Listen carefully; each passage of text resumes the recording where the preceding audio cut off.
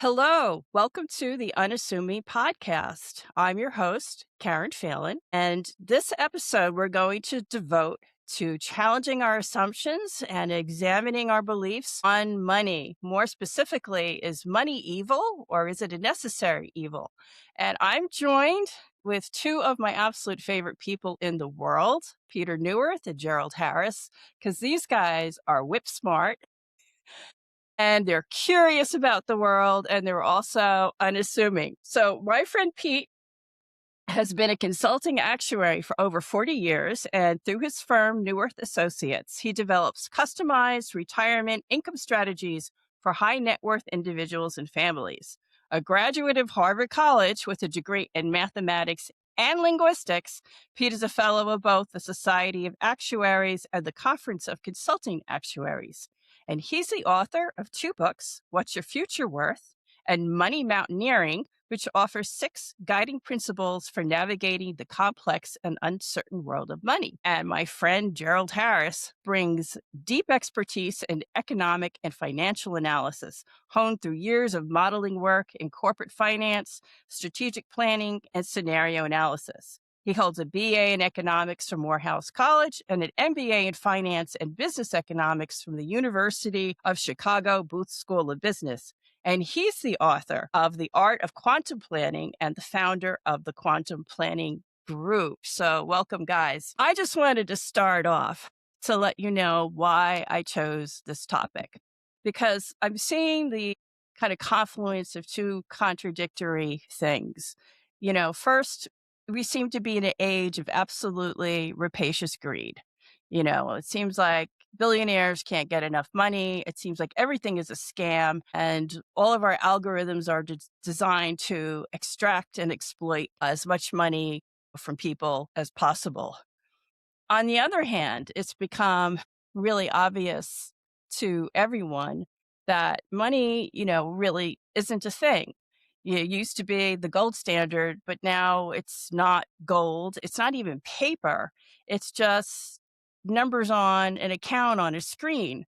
So the contradiction is we have people who are going absolutely nuts on their worst behavior for this thing, money, and yet money isn't anything.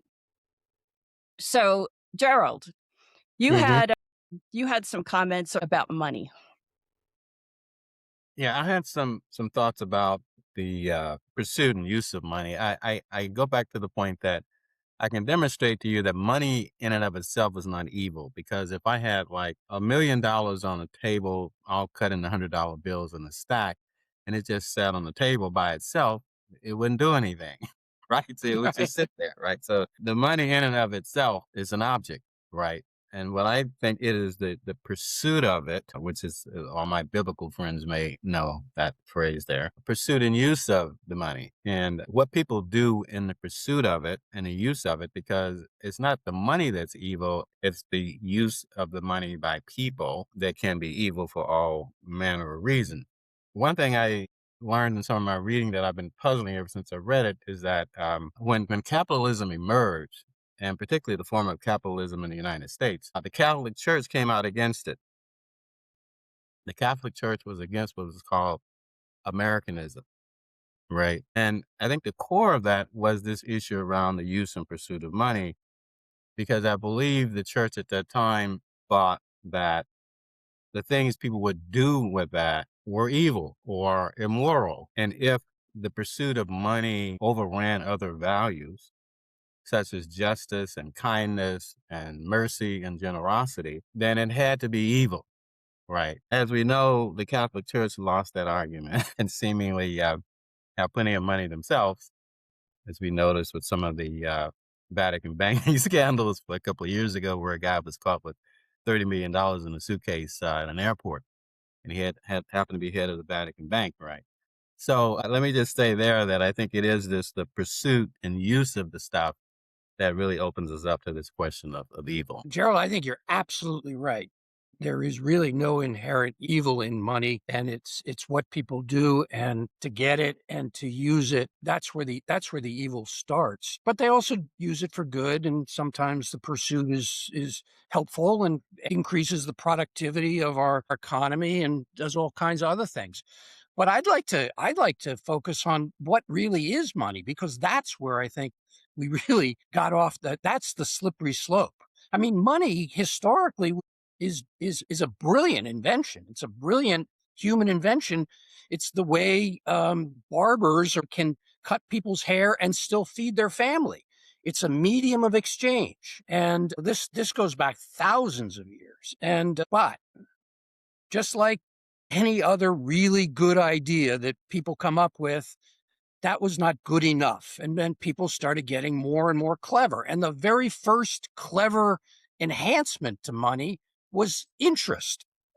Gerald, you mentioned that the Catholic Church was against capitalism, but way before that, all of the major religions came out against the concept of interest. Notion that people would give farmers seeds, and then people would grow crops, and then you would give back seeds plus some of the crop. And that became the first concept of interest. Well, back then, if you didn't pay your interest, the penalties were a little harsher. People got put into slavery if you didn't pay your interest. So that went on for a while.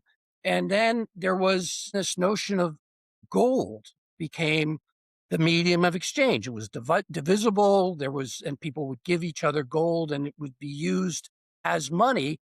And then the concept came, maybe gold should earn interest. And we can go on and on about how that happened.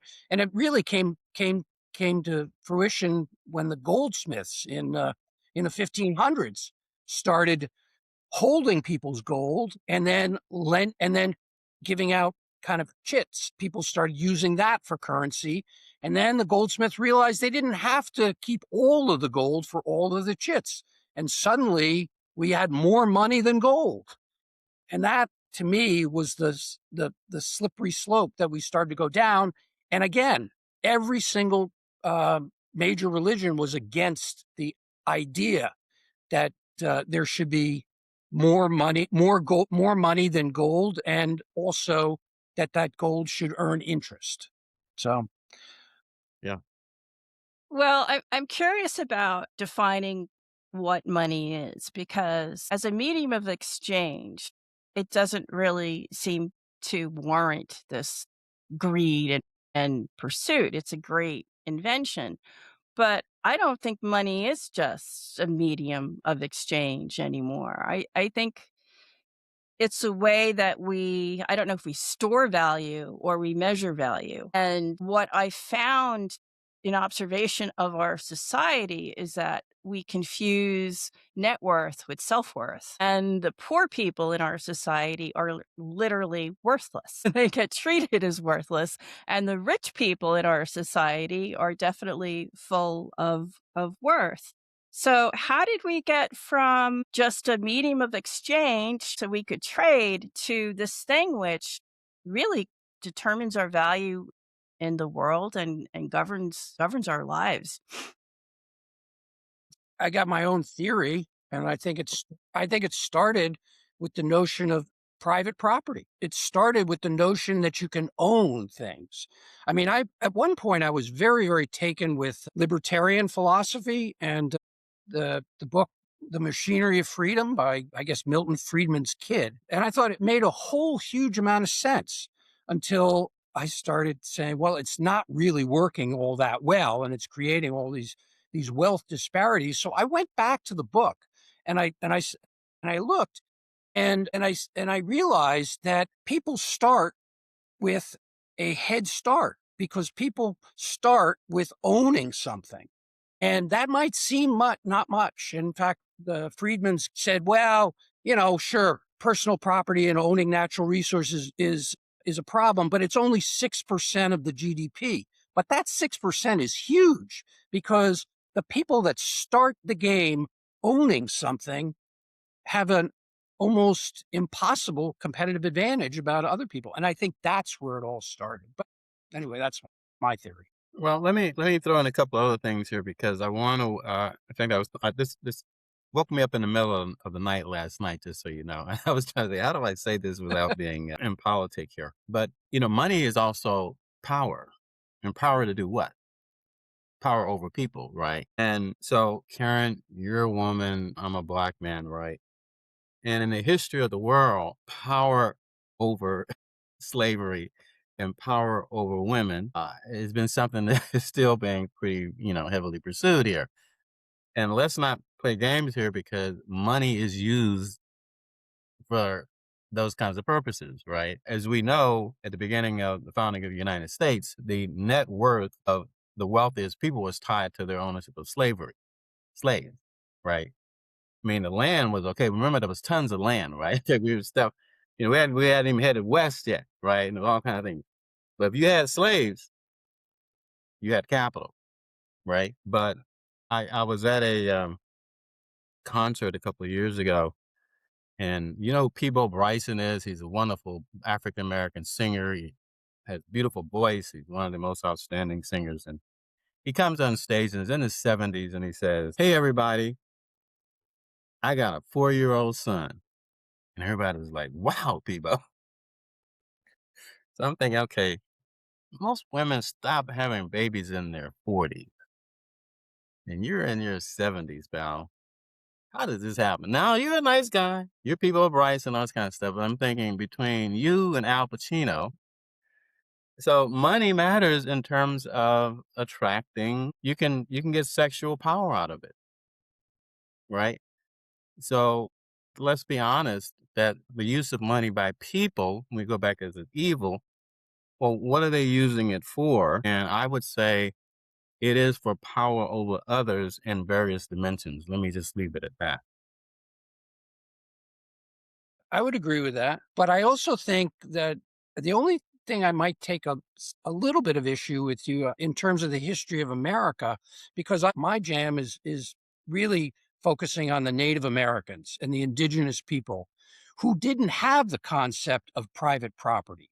There were lands that the tribes, in would develop and trade with others, and there were so in that sense the tribe owned some, but they didn't even own it. They were just inhabiting it. And the concept Hmm. of Hmm. private property was first introduced in America by the colonists. And my understanding of the colonial times in America was it was all about you can have your own land as opposed to working somebody else's land. And that was the big thing. And of course, from that came the notion again, maybe in some ways it's the oldest business model in the world of using slaves, enslaving somebody to work the land and increase your wealth, if you will. So, to me, slavery was an outgrowth of private ownership of the land. And Because, as you know, that was financed by private capital, what we would call private equity today, yep, right? yep, So there were money from the royal families, there's money from European banking enterprises. In fact, it's so interesting how many of the founding fathers were actually getting capital from either France or from Britain to finance various land purchases and all manner of things. So there always has been this flow of money, flow of capital. And I think that's really the question that I go back to you, Karen, in terms of what's bothering you about today is the global flow of massive amounts of capital that determine our lives in ways we don't even imagine. I mean, the latest story on the sale of TikTok, right? And when you look behind, who are the people who own 15% or 10% of whatever of TikTok? I mean, this is amazing to me that the American government said, "I tell you what, this business over here, we don't like it that the Chinese have some controlling interest in here. You can stay in business, but you got to sell it to some people that we like." And then they went out and selected a bunch of billionaires who don't afford this thing and said, "We're going to give you this deal, and here you go." Right? Well, one of the investors in there is one of the Middle Eastern sovereign wealth funds, I think from Abu Dhabi. I think that's where they're from. Um, and I tell people, do you know what a sovereign wealth fund is? And it's amazing to me how many Americans never heard of that. And I'm like, Do you know What is it, somebody is Gerald? sitting $750 billion uh, of investable capital that they're trying to figure out what to do with it and how much to put into AI and how much to put into oil and gas developments and how much to put into data centers in the United States and how much to put into automobile companies and how much there's this massive portfolio of capital. And I think the Federal Reserve says it's something like $4 trillion of money sitting in what they call dry powder, which basically is money that's earning less than 1% somewhere in, a money market fund that wants to get out of there and earn 10 or 15 or 20%, right? That pressure right now in the global economy shapes our lives in ways we can't even imagine. That's why OpenAI, Sam Altman, with a straight face now, can say, I think I need 7 trillion. And everybody's like, what is Sam talking about? I mean, is he serious? What? Really? Still waiting for you to say something I really disagree with.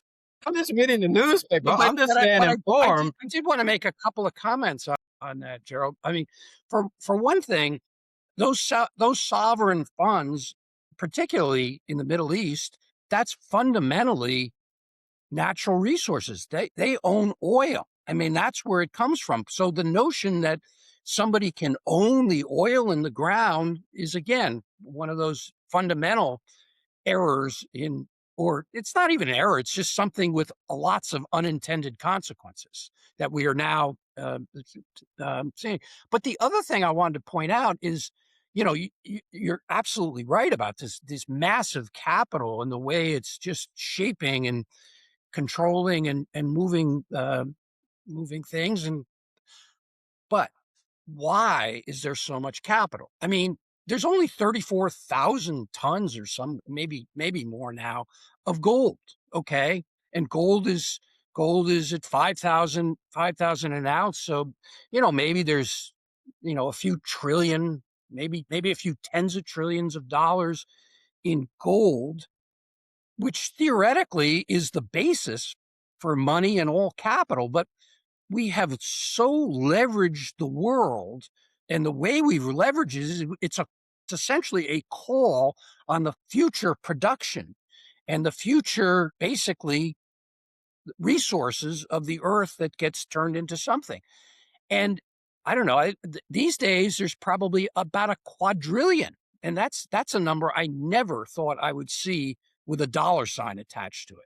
I mean, I thought quadrillion, that's kind of like astronomical. That's how distances to the nearest We would, star. we would be dead if we started counting from one to get to that number. Yeah, We'd all be dead. Yeah. but point is, the leverage in the world is astonishing. I mean, it's 99, probably 99 point something percent, and that's not sustainable. I don't think. And Pete, obviously I agree. I think we're all in really agreement here. It's turned so many of our investments that people think of as value into casinos. I mean, it's which this leverage creates these ripples from little movements. And I've come to the realization that something like the stock market, which is supposed to be a reflection of the value of the companies, that you're investing in, it's not at all. I mean, we've really broken the connection between the value of what we're investing in now with all of this money just pouring into it, because people are just chasing returns, and the returns are ephemeral. If you think it's going to return, it's a giant Ponzi scheme. Yes. It's like we're I agree. living in a giant Ponzi scheme, and we all know that eventually the Ponzi Yeah. schemes are going to go bust. And so, The giant game of what we call greater fool theory, right? And that was one of my most valuable lessons when I was at University of Chicago. Was we had a class where a professor came in and explained the greater fool theory to us, and I was like, "Wow, man, this is amazing!" Right? So he says it's very simple: is that you have an asset and you think it's worth X, right? And you want to sell it to somebody, right, for a higher return. He says, only thing you need is a bigger fool than you who thinks it's worth more than what you think it is, right? And And you thank just keep, goodness there's 8 billion people, right? So you're gonna yeah, find a you just fool. keep turning the thing over, right? And I remember seeing a painting some years ago where a guy had just sold a boat, right? And the picture had two people, the guy who was buying the boat, who was in total euphoria, right? And the guy who was selling the boat, who was like, oh my God, let me get out here with this guy's money, right? So I think it's that. And I think it's the classic, buy low, sell high, you know, Yeah. that's the, On the other hand, I do think there are things, in fact, this is where I'm putting my money is into real things. I'm putting it into land, and I may agree with you that maybe people shouldn't be able to own a piece of land, but since that's the case, I've got a piece of land. And the other thing, I have a friend who's in the same business as me, and actuary, and we were talking about the apocalypse, and it's all going to crash. And he said, if you really believe that the stock market and everything's going to crash, buy Exxon, because Exxon has plants, equipment, and they have the wherewithal to provide energy to people, and people are going to need energy. And so I think there's a little, just to add a little more granularity to the picture you paint there, Gerald, is I do think there is real stuff that is there, but you're right. There's a lot of stuff that is just well, let me question a couple of things there, because I've come of the opinion, and maybe this is from growing older, that the most valuable thing I can have is relationships, right? It's not an asset of any kind. The most valuable thing I can have is my back is killing me, and a friend comes over with some Aleve and some kind of cannabis something to put on my back, and all of a sudden I can get up and walk around, right? In terms of land ownership, I've learned something dangerous about that. The land is yours as long as you pay the property taxes. As soon as you don't, you're out, right? So ultimately, the state really owns all land. You only own it to the extent that you pay the taxes. Nobody owns any yeah. land, actually. Yeah.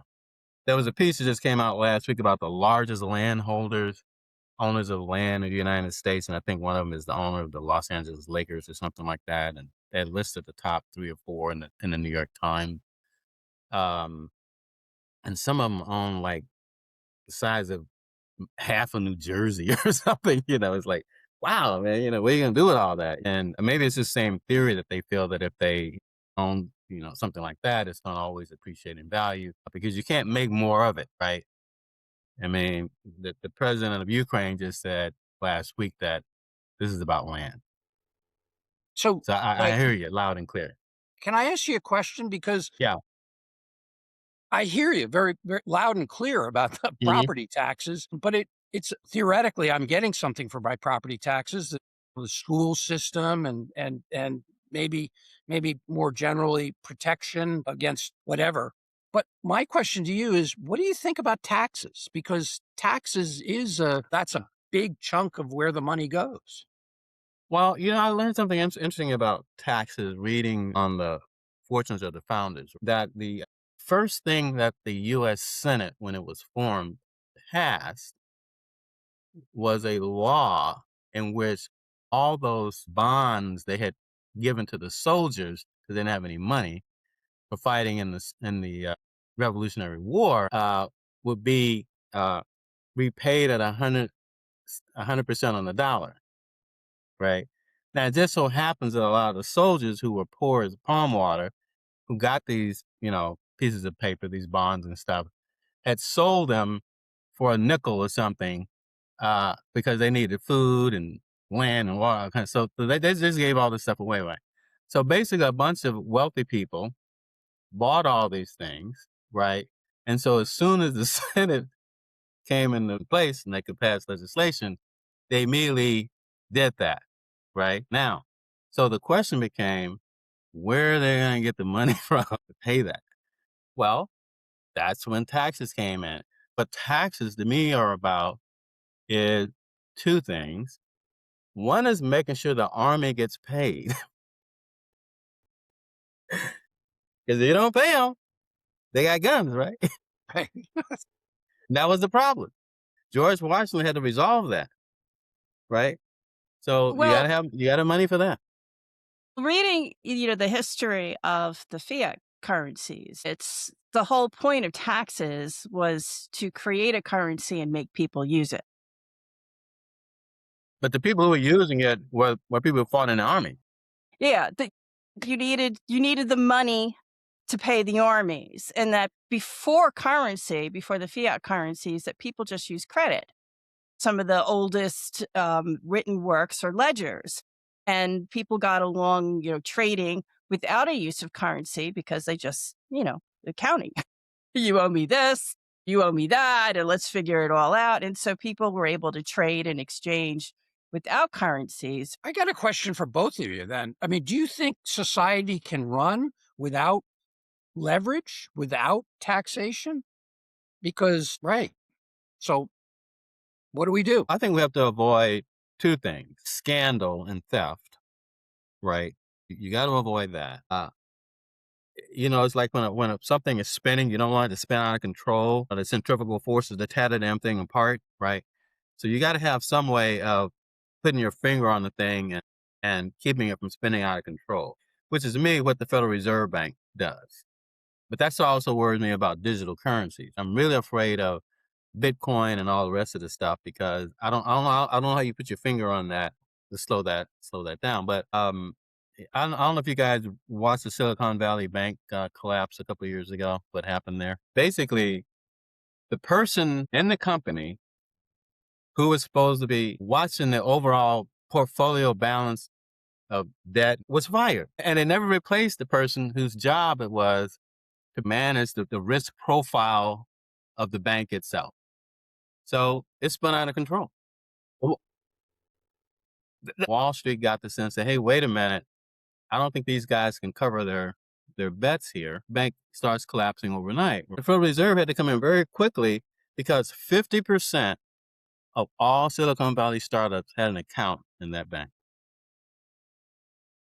The story's been repeated again and again and again, and is often the generative event of financial crises. I mean, I can remember watching AIG, Yes, and that was astonished. As an actuary, I was really my mind was blown by that because this is one of the biggest. I think it was the biggest insurance company in the world at the right. time, and I was in France at the time reading the Herald Tribune, and Hmm. I couldn't believe what I was reading. That here was this company that was going to require like $80 billion Rescue, yeah, overnight, or it's going to go right. out of No. I'm going to have to declare bankruptcy. How did that happen? You know, Yeah, and so yeah. it was the leverage all coming due at the same time, I guess. Well, it was all these special bets that people were making, And no one which are basically spreadsheets. That's all they were. no one really understood what they were doing. I mean, my experience of life in the corporate world especially is that, you know, people don't really know know what's going The on average or what person they're doesn't doing. for sure. Yeah. What about the people that are paid to know, like the treasurers and the controllers and the actuaries and the I mean, shouldn't they be on the job? All it takes is a layoff. Do you know what I mean? That's and again, they want to save money. Um, and and one of the things, you mentioned about with AIG and the banks during the 2008 crisis is what really, really drove me crazy is that the Treasury, Bernanke made the decision to shore up the banks when they could have just as easily bought the mortgages. But somehow buying the mortgages from the individual families was not, morally justified, but giving the money to the banks was. And I can't help but feel that, that there's something else tied up with money that's a very moral issue for us. And what we do with it. And in this world of all this leverage and the cash flows, that we kind of need to figure out why we're okay with private equity buying a hospital and slashing the number of doctors, but we're not okay with giving that money to the poor patients. So that's kind of what prompted some of this, and like, what is money? And it seems to be that money is, talking with you too, that seems to be a little bit out of control now. And, you know, if it's out of control, how do we get back to a place, you know, where there's more equity? David Graeber, before he died, suggested that we have massive debt forgiveness kind of thing. Everybody brings in their debts, and their debts get forgiven in the way they used to do back in ancient times. But what do you think about that? I mean, what do you think about the kind of ethics that's tied up subconsciously in money? Well, I mean, I just don't think things scale as well as people think. So, what I'm a big believer in Piketty. In capitalism is inherently, because everybody's, people, property owner, people with personal property have a head start. It's inherently is going to lead to an unstable situation where there are too few haves and too many have-nots, and then things collapse and they crumble. But how does the world survive? It builds back from the local. I've become hyper local in my view. It starts with my family and my close friends, and then it expands out to the community, and I actually think things can work on a community, city, maybe even a county level, where there's only one or two degrees of separation. If you don't know the person making the decisions, you know somebody who knows the person who's making the decisions. And so I think what you're going to see in terms of money is you're going to see complementary currencies. You see these community-based credits. Berkeley has one. I think there was a couple in the Berkshires. There are these Berkshires, and they're all over the place. And I think that's the way we're going to survive. So I'm long term, I'm not pessimistic. I'm actually optimistic. But I think there's going to be a breakdown and then a build back up from the ground. But that's my view. I want to go to this question on morality that you raised, Karen, because and maybe this is where my scenario narrative stuff comes in, which is that, scenarios is nothing but telling a story about the future, right? And you can have various, versions of those, and they can be useful if you have various ones to help you think more clearly or learn, ask questions. You're in dialogue with these possible futures that you're creating. It's a wonderful tool, right? But what I've learned from that is the narrative, the story that you're telling. And it's interesting to me that one story that the American people seem to be ready to believe is blaming the victim. Yeah. The reason this person was shot in Minnesota is because they were interfering with, legitimate police activity, and this person is a leftist radical fool. Right. So this is where, to me, the moral issue comes in. It's how are we manufacturing stories of beliefs about groups of people? And of course, the elite always want to manufacture a story about themselves that says, I went to Stanford and my mother and father are Stanford professors, law professors, in fact. And I was a math whiz. Okay. So I can form a Bitcoin company called FTX, and you can give me $500 million to fund it, and you don't even get a seat on the board for that because I am Sam Bankman-Fried, right? That's his story, and they bought it, right? So to me, it's this narrative about people, Doesn't it and come that's back where to we get human the slippery nature? slope of morality. Is what story do you want to believe? But I mean, you go back to the Bible, the 10 Commandments. I mean, it's about human nature that's at the root of all this, isn't it? But Pride, it's about why do pride. people want to believe certain people and make other people victims, right? The people issue is what I'm getting at, Yeah, right?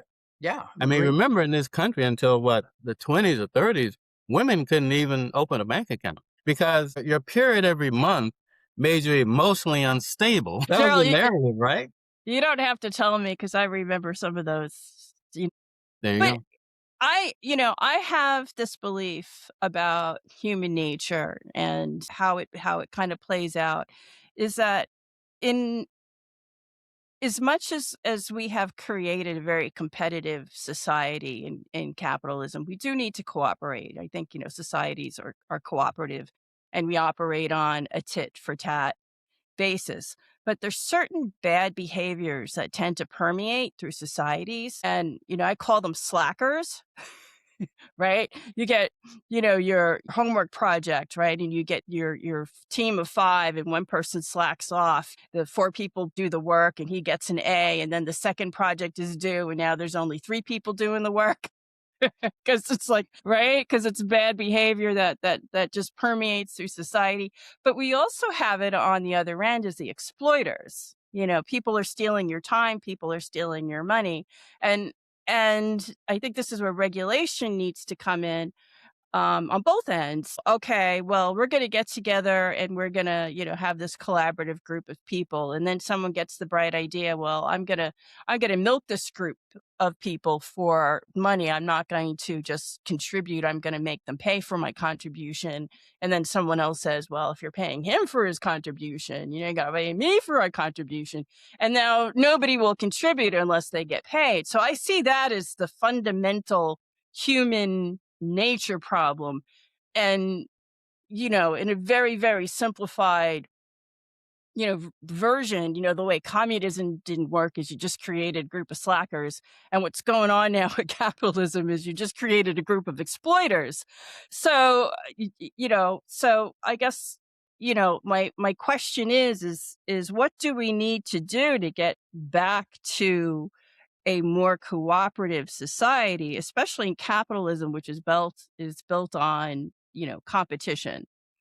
Or should we try? Well, no, I think what you're pointing out is there's this cycle in human conditions, right? That to me, that's a pendulum that's swinging back and forth. I mean, if you read history, there always have been. I mean, I've just been reading this book on Leonardo da Vinci, right? And for a while, the part of Italy that he was in was very diverse, and there were different kinds of people, and there was a very richness there and stuff.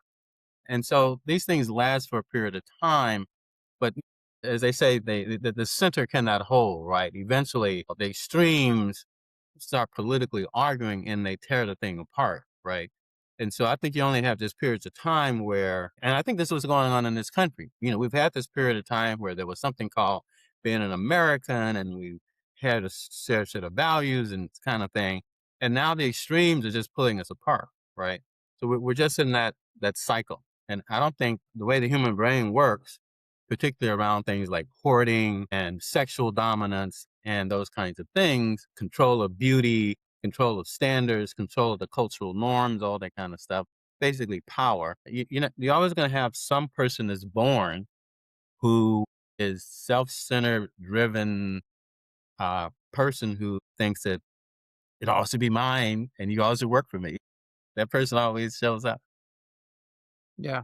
You know, to me, one of the more interesting history lessons I had is how women got the vote. Langley, Washington gave women the vote, and they kicked all the men that were on the city council out, elected an all women city council, cleaned up all the corruption, and it's been a very well run city ever since, 100 and something years ago.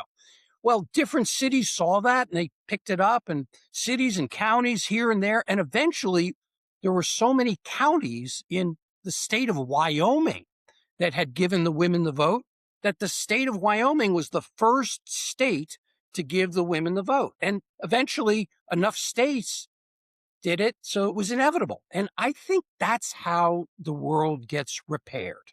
It's bottom up, innovation, bottom up. Yeah. Yeah. Right, right, right. And maybe we're seeing a few signals of that when you were talking about localism. And I know there's this whole movement around cutting back on consumption that you need all this stuff. And I think you're right there. Maybe what is the power dynamic that's going to play in that? That's the question I think we should watch.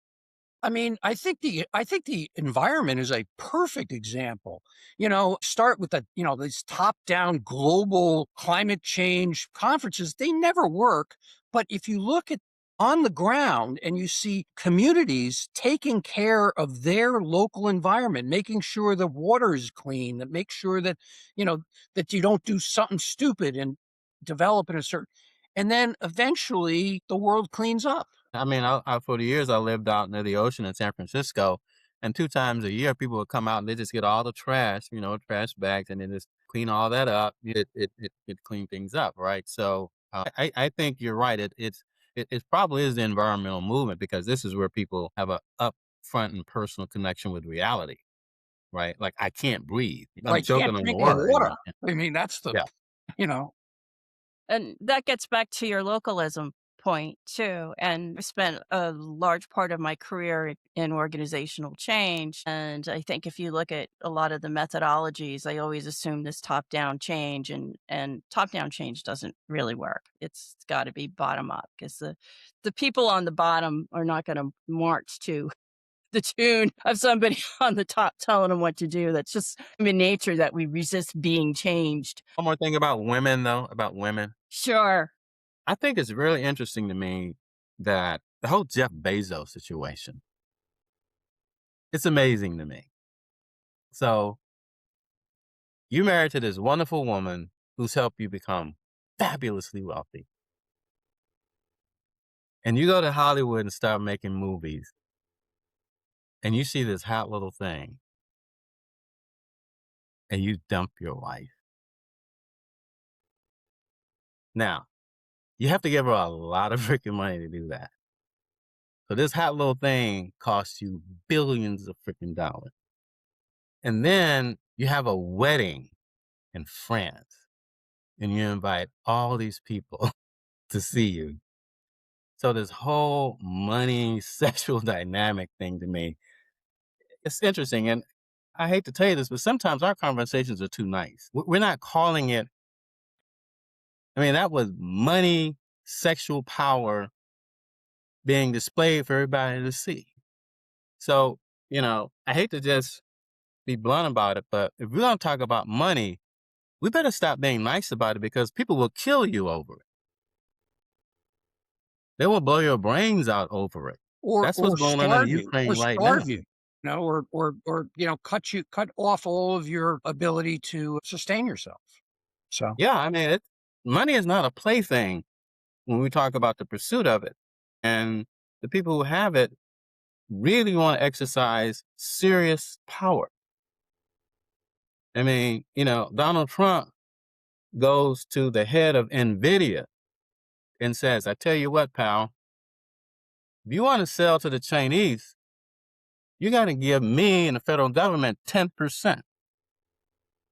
Take it or leave it, pal. What is that?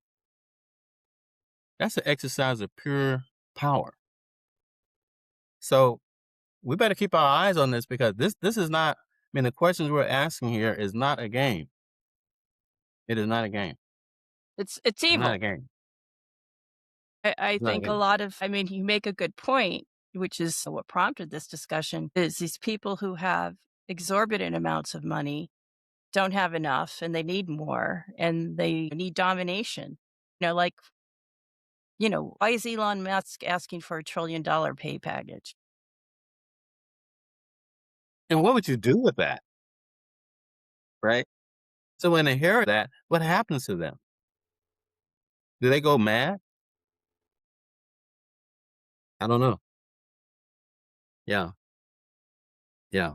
So going kind of full circle, we talked about money as being a medium of exchange and then a store of value. But I think now maybe what money has become is power and the ability to dominate others. my ex-wife used to say that money is fire, and she was absolutely right. I think money is fire. It can keep you warm at night, it can cook your food, it can keep the beasts away, but it can also burn your house down and kill you. And that's what we've got. And fire was one of those other brilliant human inventions that we've made just a little too clever and a little too Hmm. destructive. So Right. So, Karen, the question I have for you is when you go back to the morality of it, maybe the question for all of us is, could we see the emergence of some new modern moral standards that can influence this? Because, we've had these spiritual evolutions, right? Last year, I spent 3 weeks in Greece. I was in a place, I think it was Naxos, and there was an incomplete temple to Apollo there. All they had done is built the frame. And I thought this is amazing because here these people were in the midst of building a temple, and all of a sudden they split. Like, boom, man, we're out of here. Like, wow, how did this happen, right?